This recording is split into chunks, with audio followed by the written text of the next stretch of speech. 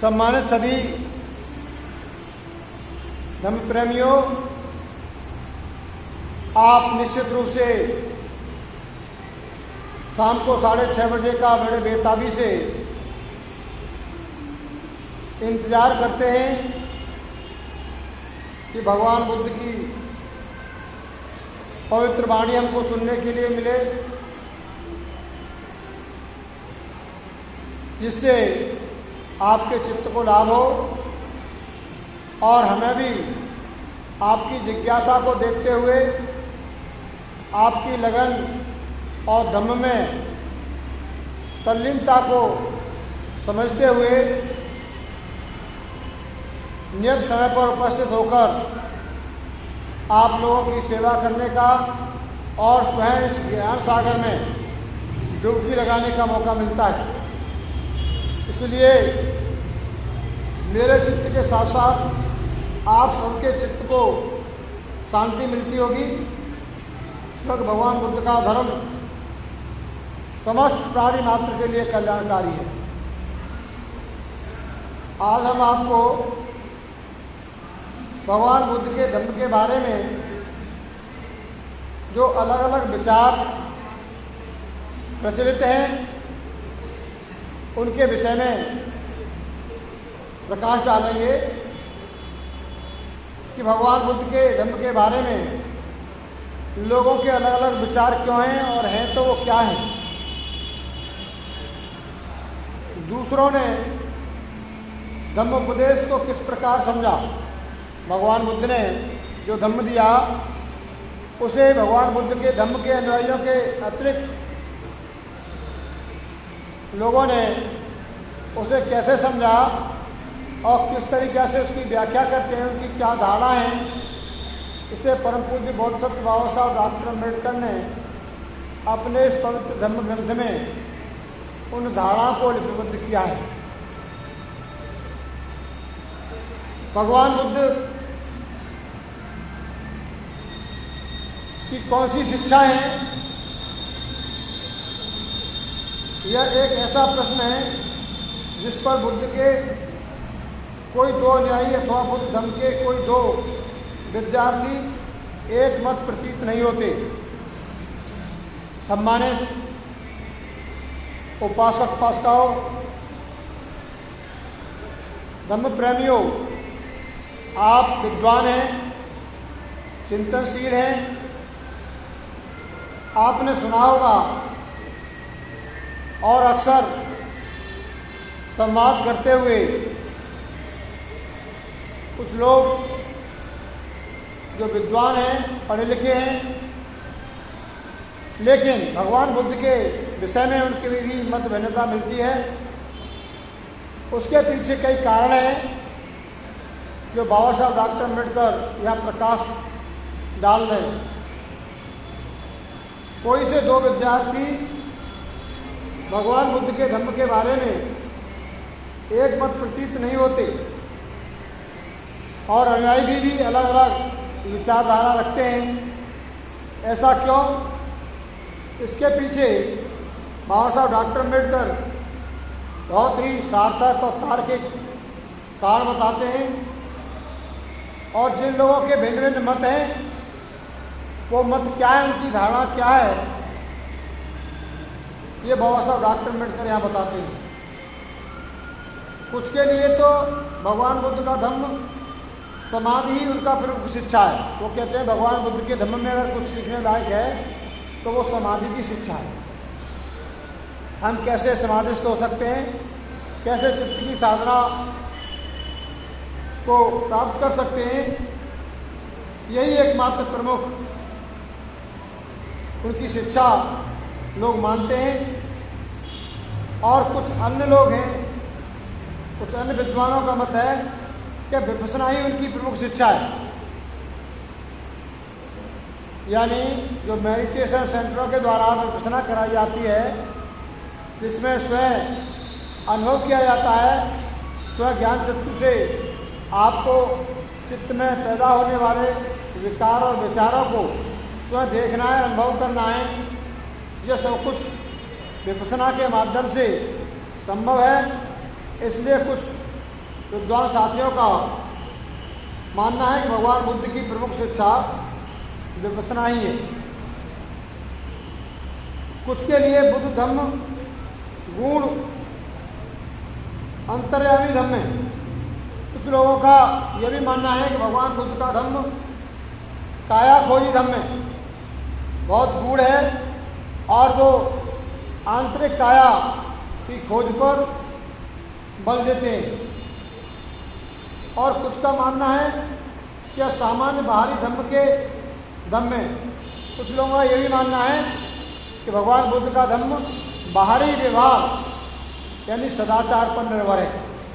वो चरित्र की पवित्रता पर, आचरण की पवित्रता पर जोर देता है, इसलिए उसे बाह्य धम्म भी कुछ लोग मानते हैं।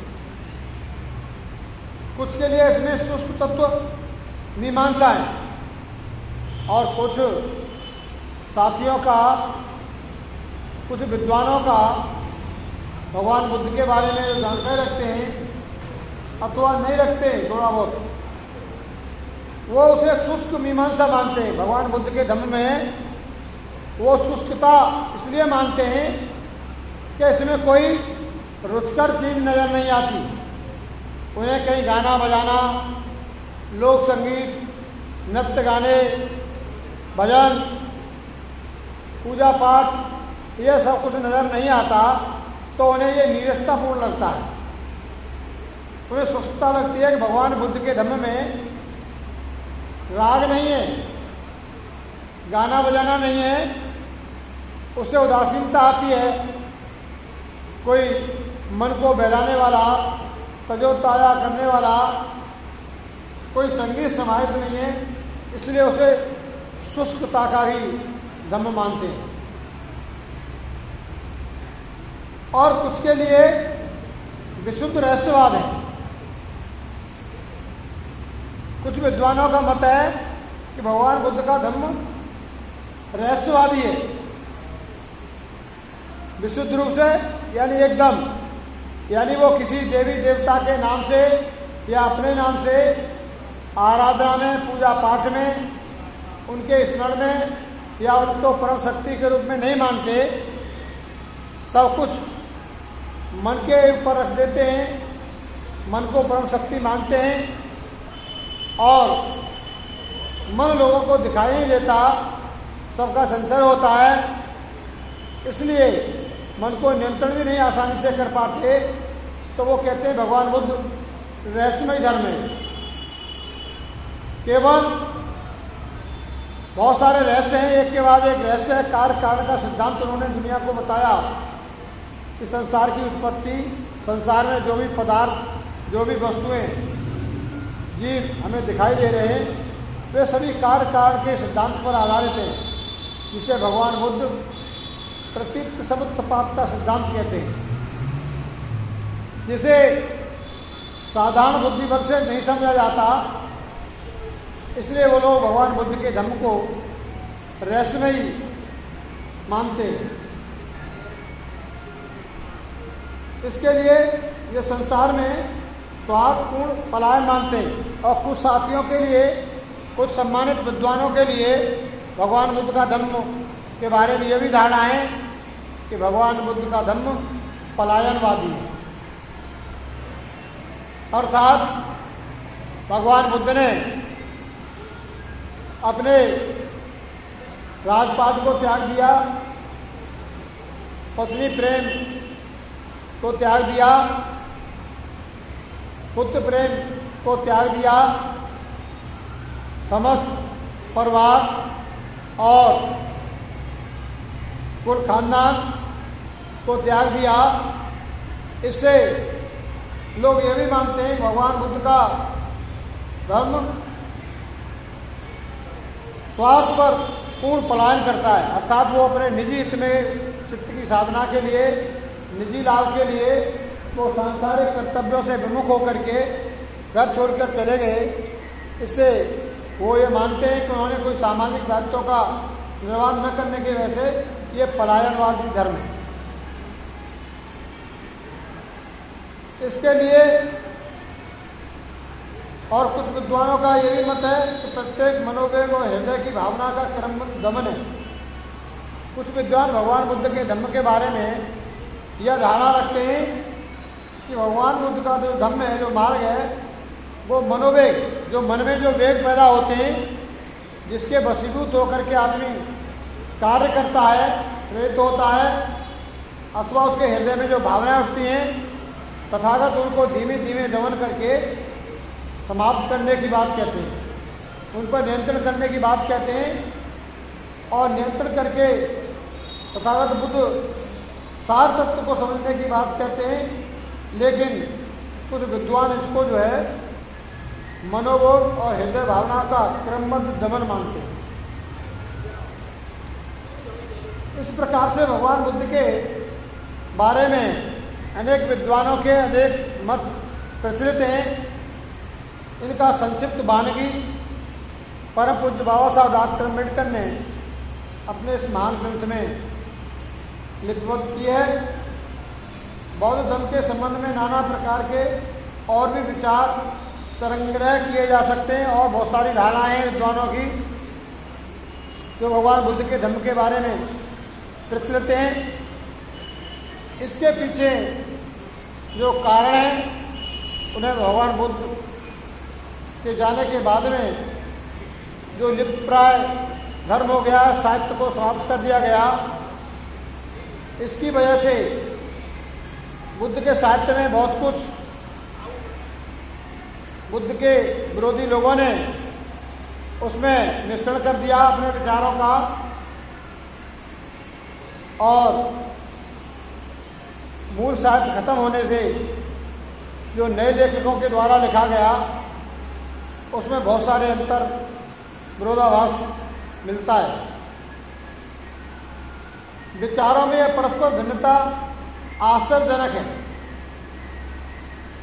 इनमें से कुछ विचार ऐसे लोगों के हैं जिनके मन में कुछ खास बातों के लिए विशेष आकर्षण है। ऐसे लोग वे हैं जो मानते हैं कि बुद्ध धम्म का सार समाधि व विपश्यना या गूढ़ता में है।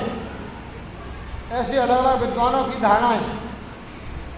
इसकी वजह से भी विचार भिन्नता है, इसमें कोई आश्चर्य की बात नहीं है, क्योंकि उन्होंने भगवान बुद्ध को जैसा समझा उन्होंने ऐसी अपनी धारणा बना ली, और जो जैसी धारणा बना लेता है उसे वैसा ही नजर आता है और वो इसी तरीके से व्याख्यान करते हैं।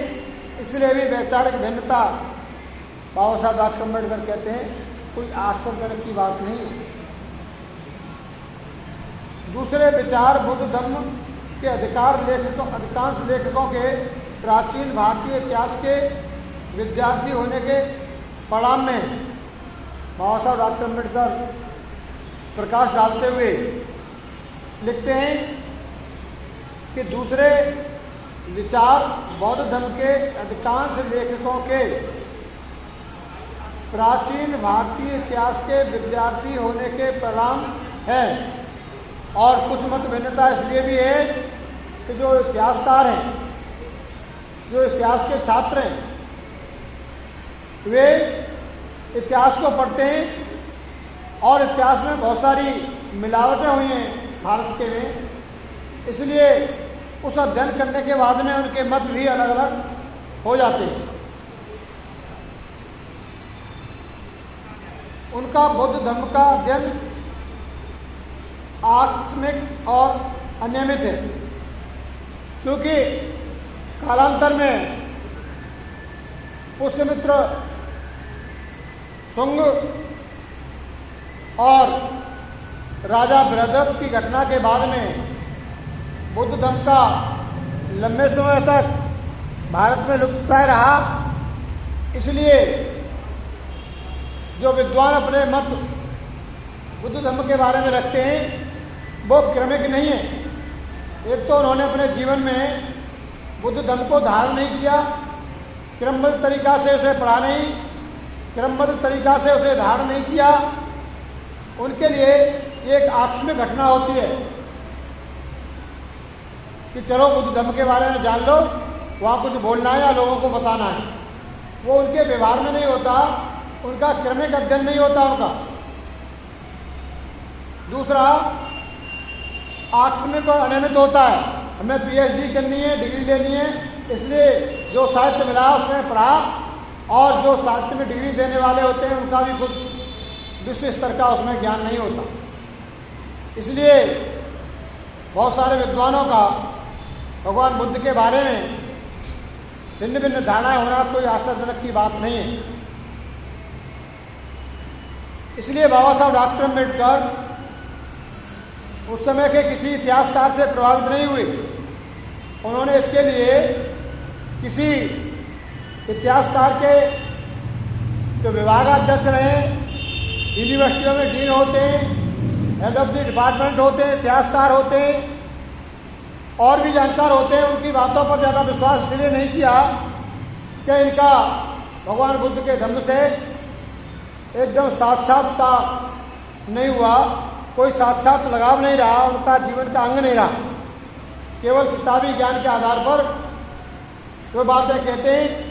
और इतिहास में, भारत के इतिहास में तो खासतौर से बहुत भगवान बुद्ध के धम्म में गोलमाल किया गया है। इसलिए बाबा साहब डॉक्टर अम्बेडकर ने भगवान बुद्ध के धम्म का जब विशद अध्ययन किया तो विश्व स्तर से साहित्य को उपलब्ध किया। भारत में जो था वो था, लेकिन लंका से, थाईलैंड से, बर्मा से, जापान से, और भी जहाँ जहाँ भारत के बाहर जहाँ जहाँ देशों में माना जाता है भगवान बुद्ध का धम्म, वहाँ के धर्म ग्रंथों को संग्रह किया और उनको पढ़ा। तब बाबा साहब डॉक्टर अम्बेडकर ने भगवान बुद्ध और उनके धम्म के लिए ये परम ग्रंथ की रचना की, जिसमें बताते हैं कि विद्वानों के अलग अलग मत क्यों हैं। इसलिए हमारे श्रोता बंधुओं को भटकने की जरूरत नहीं है। अपने चित्त की एकाग्रता के लिए, अपने दृढ़ संकल्प के लिए, अपने आत्मविश्वास के लिए और बुद्ध धर्म के सही नीति और सिद्धांतों पर विश्वास करने के लिए भगवान बुद्ध द्वारा, बाबा साहब डॉक्टर अम्बेडकर द्वारा विरचित इस धर्म का अध्ययन जरूरी है। और जरूरी नहीं बल्कि इसे समझ करके धारण करने की जरूरत है, तभी आप सटीक जवाब दे सकते हैं और सटीक जानकारी रख सकते हैं। बाबा साहब डॉक्टर अम्बेडकर आगे कहते हैं उनमें से कुछ बौद्ध धर्म के विद्यार्थी नहीं है, यानी जिनके मत अलग हैं, जो मत भारत में उन्होंने लिखा है या बोलते हैं, वो खुद बुद्ध धर्म के विद्यार्थी नहीं है। और जिसके जीवन में वो धर्म धारण नहीं होता तब तक उसको उस अंतस्तर तक उसके अंतर्भाव को समझ के नहीं लिख पाता। जैसे मैं भारत का रहने वाला हूँ या भारतीय हूँ, मैं अभी इस्लाम पर लिखने लग जाऊँ तो इतना बढ़िया नहीं लिख सकता जो इस्लाम माहौल में मानने वाला, परिवार में पढ़ने वाला स्कॉलर जो लिख सकता है वो मैं नहीं लिख सकता, क्योंकि मेरा भावनात्मक लगाव नहीं। इसी तरीके से बुद्ध धर्म के ऊपर जो यहाँ भारत में जो साहित्य लिखा गया है वो भगवान बुद्ध के अनुयायी नहीं रहे, उनका जीवन का भाग नहीं रहा बुद्ध धर्म। वे मानव शास्त्र के विद्यार्थी भी नहीं रहे। और जो साहित्य लिखा गया, जो बाबा साहब डॉक्टर अम्बेडकर ने पढ़ा और जिनमें विरोधाभास पाया गया, उसका निष्कर्ष बाबा साहब ये निकालते हैं कि जिन्होंने लिखा है वो विद्यार्थी कभी मानव शास्त्र के विद्यार्थी नहीं रहे। अर्थात जब तक वो मानव शास्त्री नहीं होगा, मानव के स्वभाव को नहीं समझ सकता। अभी एमएससी करने वाला व्यक्ति या फिजिक्स केमिस्ट्री से करने वाला, भौतिक शास्त्र में पीएचडी करने वाला व्यक्ति काव्य पर अच्छा नहीं लिख सकता। इसी तरीका से मानव मनोविज्ञान को समझने वाले और मानव शास्त्री विद्यार्थी न होने की वजह से भी भगवान बुद्ध के धर्म के बारे में उनकी सही सटीक जानकारी और धारणा नहीं है। आगे बताते हुए कहते हैं कि वो मानव शास्त्र के विद्यार्थी भी नहीं है, जो धर्म के उत्पत्ति और विकास के संबंध विषय है। अगर जो मानव शास्त्री होंगे वो मानव का कैसे कैसे विकास हुआ और धर्म कैसे अस्तित्व में आया, धर्म की उत्पत्ति कैसे हुई, मानव के विकास के उसके स्वभाव के साथ हुई है। इसलिए बहुत सारे विद्यार्थी तो आज ये कहते हैं धर्म की जरूरत ही क्या है। कुछ लोग तो इतने भौतिकवादी हैं, eat drink and B Mary में विश्वास रखते हैं और मार्क्स की बात को दोहराते हैं कि मार्क्स ने कहा है कि रिलीजन इज ए ओपिनियन, यानी धर्म जो है एक अफीम है, अफीम के अतिरिक्त कुछ नहीं है, एक नशे में रहता है। बाबा साहब डॉक्टर अम्बेडकर ने इसे मिथ्या धारणा था कि मिथ्या धारणा है, बल्कि मनुष्य के लिए धर्म परम आवश्यक है। धर्म मनुष्य को पवित्र बनाता है, सदाचारी बनाता है, समाज को सुव्यवस्थित विकसित करने के लिए उसे सक्षम बनाता है। आगे कहते हैं कि प्रश्न पैदा होता है क्या भगवान बुद्ध का कोई सामाजिक संदेश नहीं था। तो कहते हैं जैसी धारणा है, क्या भगवान बुद्ध ने सामाजिक संदेश नहीं दिया। जैसे ऊपर कहा है कि कोई कहता है धर्म का दिया है, कोई अंतर्यामी है, विचारधारा का है, कोई कह रहा है कि केवल विपसना मात्र के लिए है, कोई रहस्यवाद बता रहा है, कुछ बता रहा है। तो वो कहते हैं क्या भगवान बुद्ध ने सामाजिक संदेश नहीं दिया। जब उत्तर देने के लिए जोर डाला जाता है तो बौद्ध धर्म के विद्यार्थी प्राय दो बिंदुओं के संदर्भ देते हैं। वे कहते हैं भगवान बुद्ध ने अहिंसा की शिक्षा दी। जब संदेश वाली बात आती है तो वो कहते हैं हाँ भगवान बुद्ध ने संदेश भी दिया सामाजिक। क्या संदेश दिया खास? कि अहिंसा का शिक्षा दी। भगवान बुद्ध ने कुछ कहते हैं शांति की शिक्षा दी। प्रश्न है कि क्या भगवान बुद्ध ने कोई दूसरा सामाजिक संदेश दिया था। तो प्रश्न पैदा होता है क्या भगवान बुद्ध ने न्याय की शिक्षा दी है या नहीं दी है। भगवान बुद्ध ने न्याय की शिक्षा दी थी।